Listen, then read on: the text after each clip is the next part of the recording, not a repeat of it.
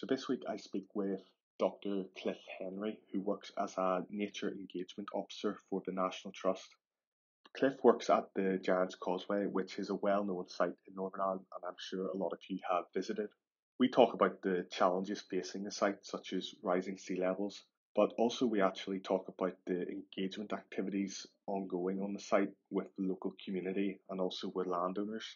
In particular, this includes sustainable land management measures to help protect our water quality on our catchments and therefore eventually our coastline. So I hope you enjoy this catch up with Cliff, and I will see you on the next episode.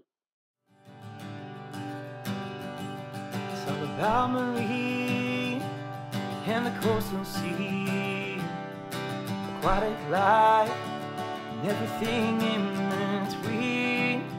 So sit on down and take a seat. Coastal catch-ups with a stampede. Cliff, thank you very much for coming on to Coastal Catch-Ups. I was wondering if you could start by telling us a bit about yourself and your career path to date. Well, it's I'm starting to feel quite old when I think about how long it is since I left school. So it's quite a few years now. I grew up on a farm near Lisburn, so the other end of County Antrim. So I always had an interest in outdoor things, fresh air, wildlife, and things like that. So I followed that interest through to university. So I started off doing an HND in applied biology at Jordanstown for 2 years, and then transferred into a degree course at Coleraine University, Biological Sciences, and then just really stumbled into a PhD again with Coleraine University, looking at a forest insect pest with the Forest Commission over in Scotland. So I did that for 4 years, and then I did a little bit of postdoctorate research with Coleraine to start with, and then in Maynooth University down south. But it was difficult to keep a continuity of that line of work, so I thought I'd go back a little bit more to my roots and do a bit more general ecology. So I ended up then getting a job with Ballymena Borough Council in Ecos Park, Ecos Centre, whenever it first opened in 2000. And I stayed there for 10 years. So in that time, I was actually seconded to Ulster Wildlife Trust for a little while, 3 years towards the end of that period. And then I applied for and got a job up at National Trust at Giants Causeway. So I came along whenever the visitor centre, a new visitor centre first opened. But then my job sort of morphed into ranger posts. So I was ranger then for another 5 years up until the pandemic. And unfortunately, because of the pandemic and suddenly no tourists, the National Trust was very tight for money. So unfortunately, I lost my job. I was made redundant in early 2021. But then I came back, a bit like Arnold Schwarzenegger. I came back a year a bit later. So I've been here in a different role as Nature Engagement Officer since May of last year. So here I am, Here a you little bit are. older and hopefully a little bit wiser. So from a young age then, you're growing up on the farm, would you say has had a impact on the trajectory of your career path then? It seems like it to me from listening to your career path. Don't know what you think. Yeah, I mean, definitely. My mother was a keen gardener, so I had a try at that. And I remember going to my granny's house and collecting conkers and bringing them home. And they started to sprout roots. So, of course, my mother being a gardener said, "Why don't you plant them?" So I planted them, and then trees grew, and trees needed to be planted somewhere. So I ended up planting them out, myself and my brother. So there's that aspect. And I remember being fascinated. I came across an ant's nest when I was probably about 9 or 10, and I was fascinated by the way ants behave, especially, well, I didn't know any better at that age. I disturbed the nest a little bit, and I just was fascinated how they gather up all the little babies and go and make another nest somewhere. They're able to work together and coordinate themselves. So yeah, I was hooked from an early age, early age. It's funny how those experiences kind of stick with you, isn't it? But you, Yeah, can be yeah. just a couple of things kind of can hook you in for sure. And then the last couple of years, then you've been up at the North Coast, then in Northern Ireland. It's a beautiful part of the world. I would maybe get up a couple of times in the year, during probably the busy seasons over the summer. But for you, what is, I suppose, drawing you to that location? Well, as a child, we used to holiday up in Caravan Park in Portrush. So that was weren't terribly well off. So that was our highlight of the year, was getting a 1 week's caravan holiday in Portrush. And absolutely loved it as a youngster. Messing about in the sand, the sea, and the fresh air. Sometimes, even in summer times, it was very fresh. But I loved the coast and anything to do with the coast back then. And I mean, getting to study up in Coleraine was a real treat, I suppose. Looking back, it's some of the best years of my life. Living in Portrush at that time with the sea view. So if I got bored of my studies, it was just 2 or 3 minutes to the beach and out along there. So I've always had an affinity for the coast. So I suppose it's sort of a bit of a dream come true to be able to work here as well now. And the scenery, of course, is fantastic. The weather sometimes isn't so fantastic, but the weather makes every day different. And the scene is slightly different every day. Sometimes stormy, sometimes calm. I do love a really dramatic howling storm in the middle of winter. It's just the drama of it, the noise, the roar, and the sight and smell. Even you get the salty air. So something very special about living by the coast, I think. Yeah, even on those stormy days, it's quite nice, even looking out from a window. Yeah, yeah. I remember as a student, I lived on Mark Street on the top floor in a bed and breakfast in Mark Street. So a good storm there. I could look out across towards Duvaran, and the waves would be crashing into the cliffs there and going the full height of the cliffs. You're talking 40, 50 feet. And when the wind really blew, the carpet on my floor lifted off, and the slates on the roof rattled. So it was quite an experience. Yeah, I'm sure it was. So you're now up at the North Coast Cliff. Your role with the National Trust, for anyone listening who maybe has heard of the National Trust but not maybe sure what their actual kind of where they fit in with other organisations throughout the country, what do they do from a big picture point of view? Well, from a big picture, it's Europe's largest conservation charity. So they operate in England, Wales, and Northern Ireland. Scotland has its own version of National Trust. So within England, Wales, Northern Ireland, they own lots and lots of mansions and outdoor estates and places of scenic beauty and for wildlife importance. So in Northern Ireland, we manage about 1/6 of the coastline in Northern Ireland, and 10 country mansions and thousands of acres of land.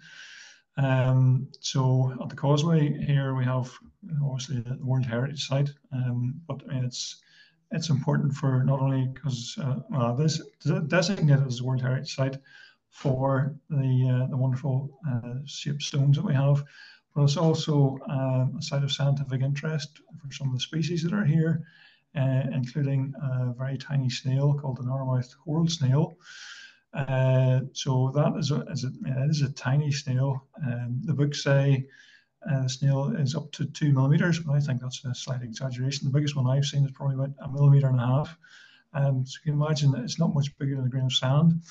There are about 5 species that are similarly small, but how you tell them apart? Well, you have to get a hand lens and have a really good look at it in your palm of your hand and know what you're looking at. It's you have to look into the mouth of the snail shell to see what shape the these little projections are almost like teeth in the shell, what they look like. And that's how you tell one species from another. So that snail, it only lives in four bays around the north coast. 3 of them within the World Heritage Site, and then one another 1.5 miles away. And that's it for Northern Ireland. And even within those bays, it's a very narrow little niche it lives in, very precise habitat. It likes to have fresh water underfoot, which we would get here on the shores from basically springs coming from the land above, the cliffs above. So there's fresh water underfoot, but it also needs calcium carbonate in that water. And that calcium carbonate comes in the form of seashells washed into these little pools. And it can withstand a little bit of salt spray and the occasional lash over with seawater. So that seawater and very harsh conditions probably knocks out any of its competitors. So it's able to survive here where anywhere else in the country, its competitors would survive. They can't survive where the snail is here. So that's why it's here and not anywhere else in the country. So that is of national importance and European importance. That's why that's a particularly protected snail. So there's other interesting wildlife too. Some things are only even found here and nowhere else in Northern Ireland, including Britain's smallest moth. So this moth, its caterpillars live inside the leaf of a plant called sorrel. So you can imagine a leaf isn't very thick, and a caterpillar lives inside that. So you're talking less than a millimeter of space. So it lives between the upper surface of the leaf and the lower surface, and it makes a little tunnel in there. So it starts off, the egg, the adult moth kind of chews a little hole, lays an egg, and that egg hatches, and the little caterpillar starts to chew away inside the leaf. And most of the insects that have that sort of lifestyle, they leave a very distinctive little trail inside the leaf, and from that you can tell what the species is. So this particular one, it makes a slightly reddened circular pattern. It's a bit like a Danish pastry. Starts in the middle and then works its way out, round and round. And then that fully grown caterpillar drops off into the ground and pupates into the adult moth. Now, the adult moth, wingtip to wingtip, fully outstretched, is only 3 millimeters. So it's the same as the depth of a pound coin. So you imagine that's not very big. Why it's chosen the north coast to live on, where it's so windy and exposed all the time, and hasn't been found anywhere else? Well, there's a mystery. We haven't quite figured out why that should be. There's a few other things that are particular to here and haven't been found elsewhere either. But that's the most interesting one. So it's quite a unique ecosystem, I suppose, and between the specific conditions with the geology and then the salt water, and then you mentioned about the snails needing fresh water underfoot. So it's quite unique in that sense. Are people and visitors aware of these species here, or is it kind of something you would, or would visitors mostly be interested in coming to see the basalt columns? Well, if you think about any adverts you've seen or photographs, it's all the stones. Stones featured here, there, everywhere, all around the world, and not much attention is paid to the wildlife. Some of the most interesting stuff is so small, it's hard to spot. So what would be another reason why most people aren't interested in it? But people come here for the scenery, and not everybody's interested in tiny wildlife. Like I am. So yeah, very a very low percentage of the people coming here would know anything about the wildlife that's here. Yeah. I certainly, that's all new to me, Cliff, and I think it merits a trip, and you'll see me walking about looking for moths and snails. In terms of your role then at the minute, so you're an engagement officer for the National Trust. How important is it to get, or in fact, could you tell me a bit about your role and what exactly does that entail? Well, the name kind of speaks a little bit for itself. So my job is trying to engage both the local population and anybody else who wants to know about it, more about the wildlife that's here, because the geology of the place is so well known, but very little is known about or is widely known about the wildlife here. So that's part of the major part of my role, is to try and boost the knowledge of the more interesting and rare wildlife that's here. I do engagement events, quite a lot of engagement events, so that's open for people to come along and help me out if they want to do various bits of surveys and things like that, or just take a look and for their own interest, see what's there and find out a little bit more about this what's around here. So, for example, at the weekend, just passed there, I was doing a hedgehog survey. Hedgehogs, well, it's Britain's most favourite mammal, but how that population is faring isn't very well known. The numbers are probably dropping, but there's so few records that it's hard to tell from 10, 20 years ago how much they're declining, or are they holding out in some areas and not doing well in other areas. So last year, there was a nationwide survey of hedgehogs. I did it here last year, but I decided to do it again this year because I didn't find any hedgehogs last year. So this survey involves putting out a meter-long tunnel trap. It sounds scary, but it's totally benign. It's a little triangular shaped, a bit like a very large Toblerone, if you imagine that sort of shape. So it makes a tunnel, and inside that you place some cat food right in the middle. And then to either side of the cat food in the middle, you have a strip that's painted with charcoal and vegetable oil. So you can imagine if you got that on your fingers, you would leave fingerprints all over the place. So it's the same for animals. So on either side, then near the entrance or exit of the tunnel, you have a sheet of white paper. So the idea is the animal, whatever it is, sniffs the food, comes rattling in, paw prints, puts the paws all over the charcoal and oil, has a wee nibble, and then on the way out, stomp over the white paper, and you're left with footprints. So if there was a hedgehog in there, you'd have a hedgehog paw print left. Unfortunately, we didn't have any of those. Lots and lots and lots of little mouse paw prints. Mm-hmm. So I think some very well-fed mice here in the past week, and hundreds and hundreds of footprints. So I had some people in there helping me to bring these traps back in again, and they learned a little bit about footprint traps and hedgehogs and the rest. So next weekend, I'm building a giant bug hotel. So that's basically about 10 pallets screwed together. And in that, we'll stick all sorts of lovely material, rolled up cardboard, bundles of grass, bundles of sticks, old slates, anything at all that we think an insect might like to crawl into and hibernate, spend the winter there. So even old books and things like that, anything at all, leave these little crevices for insects to crawl into.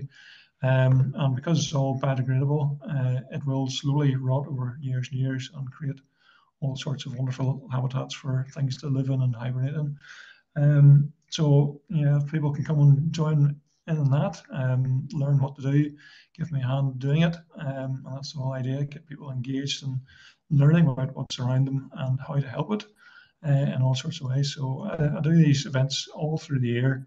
Lots of different things. Sometimes they're just craft events, so very, very young children come along and make something and take home. Or I'd also do, in the springtime, I did build your own salty bee box. So kids came in there and put bamboo into, well, it looked like nest boxes, put the bamboo in and take that home. And that's somewhere for solitary bees to build their nest. So we're trying to help the wildlife that's here and educate people on how to look after the wildlife that they have at their home, and learn more about what's around them, engage them in what is surrounding them.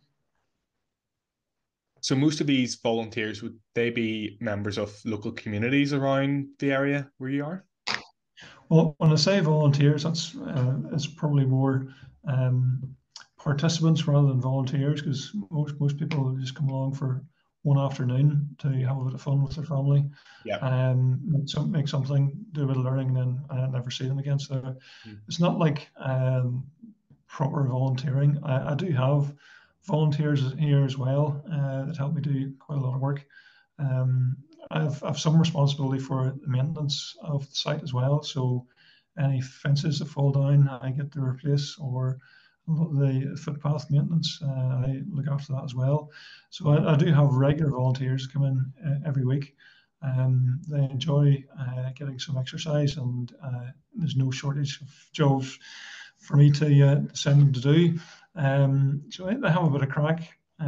They see some wildlife and they learn a little bit about wildlife. And I get lots of help to do some of the heavier manual jobs. So it's a win-win for everybody.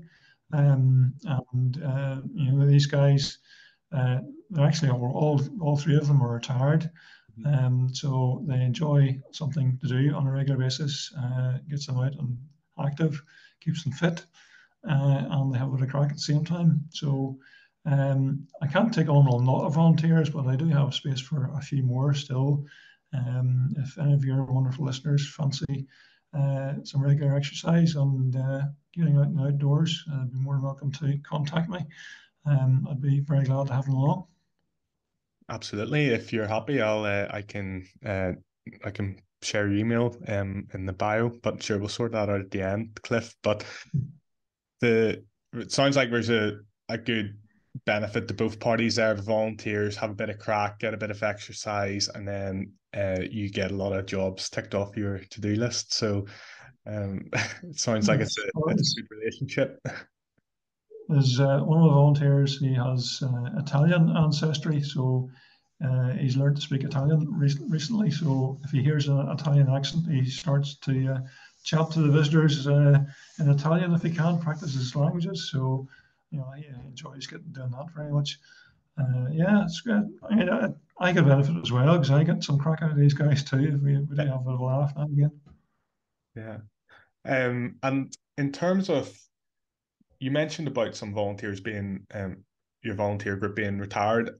In terms of getting the younger generation involved, I know you mentioned about your events there, but I suppose it suits younger people if maybe there's kids coming along to just one-off events. Like that's very, very important. Well, how important do you think that is in terms of inspiring the next generation? Well, I know some of the folks that have come, I've worked with over the last, from the start of my career and the past job and here. Some kids do get inspired to do sort of ecology and environmental degrees because I end up meeting them 5 or 10 years down the line. And they tell me that they really enjoyed doing the activity with me, and that has shaped their choices for their career. So it does happen. I mean, I think all kids do love nature and wildlife, so it's a very easy thing to get them involved at a young age. They may get tired quickly. They may not have the strength to do a huge amount of work, but still showing them stuff, creepy crawlies and stuff that's kind of weird. It's amazing how engaged that sort of age group does become. Mm-hmm. Yeah. No, I think it's absolutely great that activities like that are organized, and it can inspire the next generation. Absolutely. So that's brilliant. In terms of the management of the site, then is there any particular challenges of managing a site as, I suppose, dynamic as the Causeway in that area? It's the biggest the biggest pressure is visitor pressure. You can imagine we get in and around 1 million visitors to the Giants Causeway, and getting on for 300,000 towards for carrying a reed. So all those feet on a footpath do cause a lot of wear. Fortunately, most people do stick to the footpaths, but now and again, people stray a little bit. I mean, it's natural. People want to explore, especially and it's such a lovely environment that we have. So once people stray off the paths, then they can start and damage habitat. One individual may think, well, I'm not going to do any harm going over here, but generally speaking, people are like sheep when they come to these sites. It's quite strange to watch. If one goes, then suddenly 100 people will follow, and before you know it, you've got a hard track where there wasn't anything before. So that is a pressure, and it's difficult to know how to manage that, because yes, we do want people to come out here and enjoy themselves and have a good day, but there is a balance to be struck there between people enjoying themselves and potentially damage to the habitat. We don't want the place trashed for the next generation. We just can't do that. And who would want to do that, really? So that's the biggest pressure. Climate change is also, it's a concern, certainly. There's a couple of species here that we are fairly certain are now extinct because of some very dry, extended dry spells in the summertime, where things were here before, suddenly they aren't. And exotic species coming in, escape plants from gardens tend to spread. Some of them can spread very rapidly, so we do have a few of those pop up here and there from time to time. But climate change is a real issue, because sea level is going to rise, and that's going to bury some of the part of the Giants Causeway underwater. Then getting access to the Giants Causeway is going to be an issue if it comes to winter storm. We do have access issues on major big storms already, but sea level rises and potentially more frequent storms. Access is going to become more and more restricted as the years go on. So it's a concern, but what can we do as an organisation? Not a lot. It takes a global impact to make a difference. Those are the main ones. Dealing with people that come on site and dealing with the traffic that they cause is quite a headache. Unfortunately, most people want to come between the hours of 11 o'clock and 2 o'clock. And that's when we have problems with queues of traffic. So it's quite a challenge dealing with that, keeping all those queues moving and getting somewhere for them to park. From 20 years ago, visitor numbers have almost doubled in that time. If we go on another 20 years, can we really handle another doubling in visitor numbers? This site here is an open site. There aren't any fences, so people can walk on from any direction. If they want to, they can go on here from any direction. But there comes a point when you say, well, this is too many people.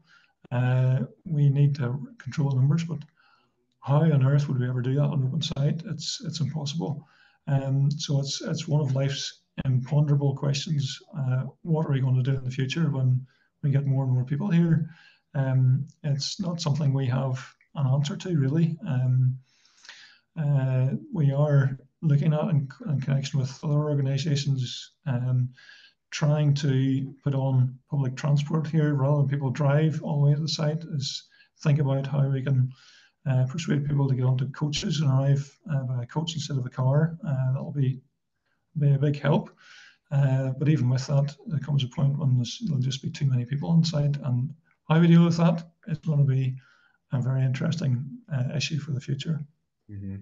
Some planning required then, thoughts and sitting down around the table, I suppose. And I found it interesting that you were mentioning about the pressures that you have now. I can't believe there are species there that you've potentially went extinct. But then also the down the line problem, which I say down the line is probably closer than we think, about sea level rise. So it's a complex area to manage, I'm sure. But sorry, I interrupted you there, Cliff, before you were going to say something. Well, I was going to add that I mean, too many visitors. It's not a problem that's unique to here. It's happening all over the world. You just have to think of places like Madrid, where you see signs saying "tourists stay away," and like places like Venice, the locals just can't live anymore because there's too many tourists. That's I mean, that's a worldwide problem, and we are suffering from it too. How on earth do we ever solve that problem? I really don't know. Yeah, it's the I think I spoke on my 2 podcasts ago about, we don't have to get into it now because it's probably a very sensitive topic up there, but even holiday homes and local communities, the price of houses going up, and is a major issue for actually local people who work, who can't afford the increasing housing prices around the coast. It's a sensitive topic, I'm sure, up there. But I suppose that is part of the issue of managing these places sustainably. You have the economic benefits having a site like this and the opportunity to generate money, but you don't want to generate an income at the expense of the environment, such as the pressures you're talking about, eroding paths, and then also kicking out local communities as well, and creating conflict. So it is a balancing act, I suppose, between all those factors. Yeah, there is a balance to be struck. I mean, really, we would like the tourists to spend more time in other areas nearby, because we get so many people who travel. I mean, I've spoken to people who've traveled from America, Atlanta and Dublin, come up here the next day, and that's all they're doing. They're straight back to Dublin, straight back onto the airplane on the way home again. We would love people to stay and spend their money in other places as well, not just here. And be a benefit for the whole community, not just the trust. But that's for someone else to try and figure that one out. Yeah. So I'm always conscious in these chats I can get drawn towards the pressures and challenges, Cliff, and I don't like that, because I feel like I'm an optimistic person. So I want to go back to the good stuff. A site like the North Coast and Giants Causeway, there's a lot of opportunities, I'm sure, of implementing conservation measures and providing. We're talking about climate change, actually adapting to climate change, and maybe helping nature adapt. Is there anything like that you're implementing up there? It's difficult here because, for example, the snail occurs very close to the shoreline, and that's on. Without going into too much detail, it's all formed by geology. So after the last ice age, the sea was cutting into the bottoms of the cliffs. But after the last ice age, all that ice melted, and the land started to rise, and created these raised beaches, so-called. So that's where the snail is. Whenever sea level rises again, well, these snails can move inland a little bit, but they have very little space to move between the shore and the bottoms of the cliff. Once you get to the bottoms of the cliff, there's nowhere else for them to go. So really, they are really between a rock and a very watery place. So they are certainly under threat with climate change, and there's nothing we can do about that. There are other conservation methods we do here. The North Coast Ranger team, who manage the farmland connected to the Giants Causeway, Trust owns several farms just inland from the cliff tops. So the North Coast Ranger team have implemented a way of managing some of the farmland there. Well, they are planting a lot of hedges and more trees, and wider hedgerows as well. But also the improved grassland fields there. They're trialling a system that doesn't require any artificial fertilizer to be spread. So that land is ploughed and sowed with what's called herbal lays. So it's a mixture of native species of grasses with very deep roots and lots of things like clovers that are able to fix nitrogen out of the air. So the idea is that this is more resilient farming, more resilient to the conditions that we get here, and potentially as our weather becomes more erratic, potentially there could be longer dry spells, but the native species of grasses tend to have deeper roots, so they're able to draw moisture up from lower in the soil profile, and they also draw up more micronutrients as well, little elements that are very good for animals' health and also for our health. All these clovers and things, wildflowers, produce a lot of nectar for wildlife. So it's a way of farming intensively, so it's still producing quite a lot of food, but it has huge benefits for the natural environment as well. This way of farming, I think, fixes more carbon in the soil as well. And the livestock actually thrives better on this compared to the systems that most farmers use now, just monocultures of perennial ryegrass with lots of fertilizer. So it's a win-win, should be a win-win for everybody. And if it works in our exposed conditions, then it could work for the rest of Northern Ireland. So that's being trialled here. The Trust is looking at lots of different ways to try and help.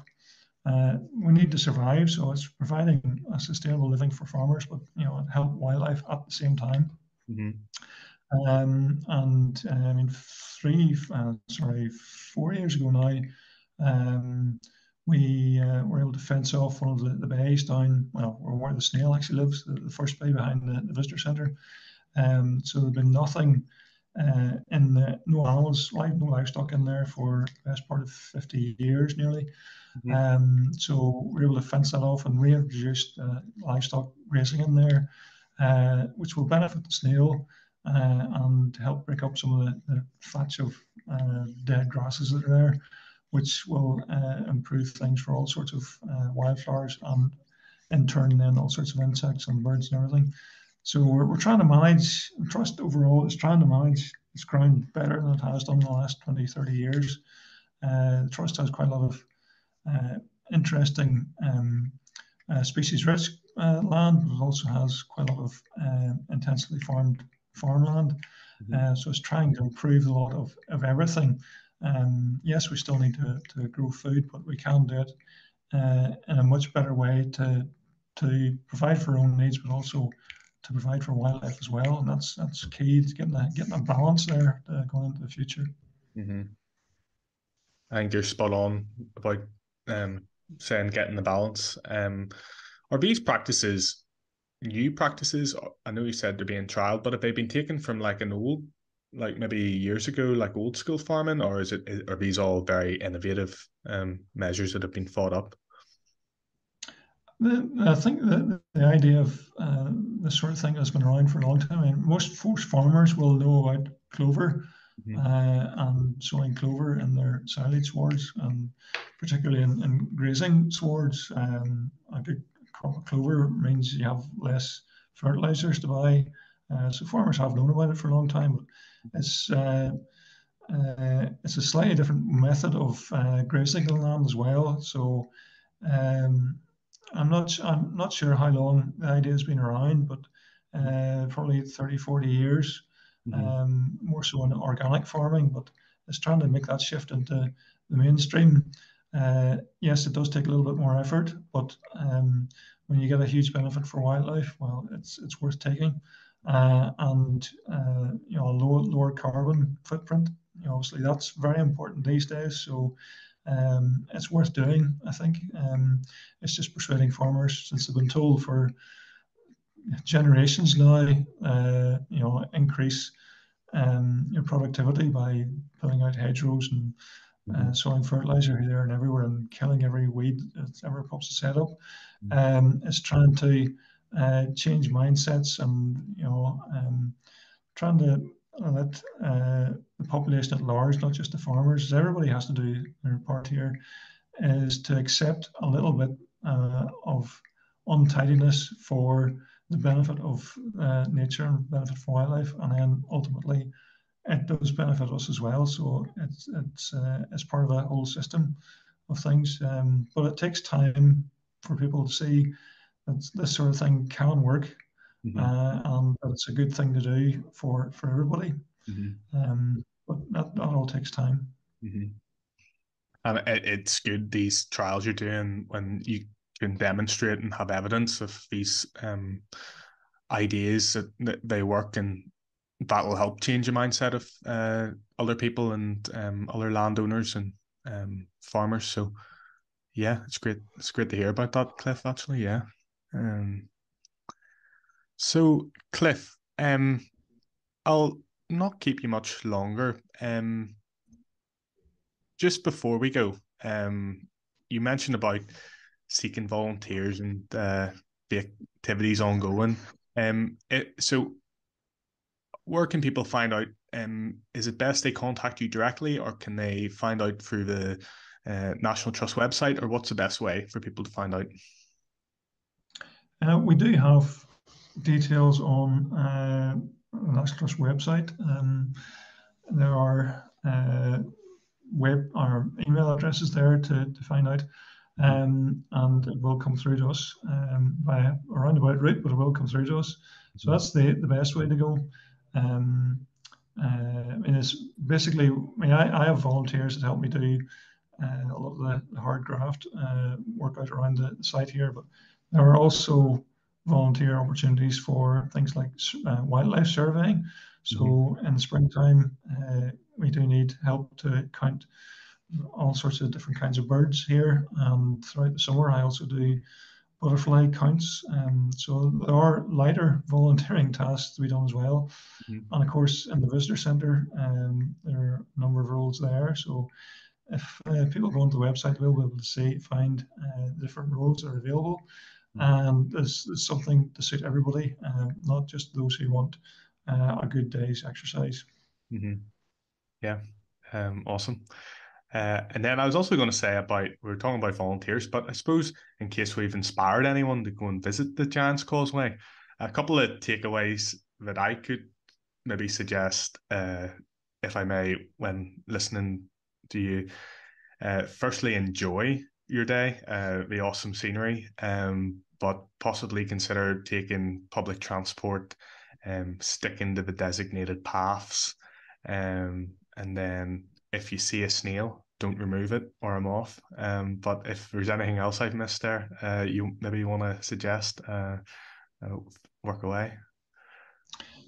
Well, of course, being a nature conservation charity, depending on subscriptions, we always try and encourage people to join the National Trust. There are benefits of doing that, free access to every other National Trust site in all of Britain. So we would encourage people to do that also. But yes, public transport or come on a bicycle, if you can, that all helps both our carbon footprint and management of traffic and people on site. I think you've covered the other bases there. Okay. And then if you do sign up to the National Trust, you get free access to all the sites around Northern Ireland. Is that correct? Or what further afield? I can edit this out if this is wrong, but yeah, all free access to all sites in Northern Ireland and England and Wales. So plenty of beautiful locations to explore. Cliff, I'll draw our conversation to a close now. I just want to say thank you very much for coming on to Coastal Catch-Ups. It's been great to hear about your work as an engagement officer, the activities you've been carrying out. I think people will find it fascinating to hear about the wider ecology and interesting features of the causeway, apart from the basalt columns. So hopefully if anyone's up visiting, they can maybe look further afield. I know it would be there to see the main feature, but it'll give them other things to observe. So and then in terms of the sustainable farming practices, I think that's great to hear, because although this podcast is about sustainable coastlines, it's all linked. If we look at the issues going on with water quality and from agriculture, it's all linked, and for the waterways are connected, and are something happen and up a catchment can have an impact downstream for sure. So I think it's great to hear about the wider management measures and ways that we can do things more sustainably. So I think we've packed a lot in, and I don't even know how long we've been chatting, but just want to say thank you, and I'll hopefully catch you soon. You're very welcome. My pleasure.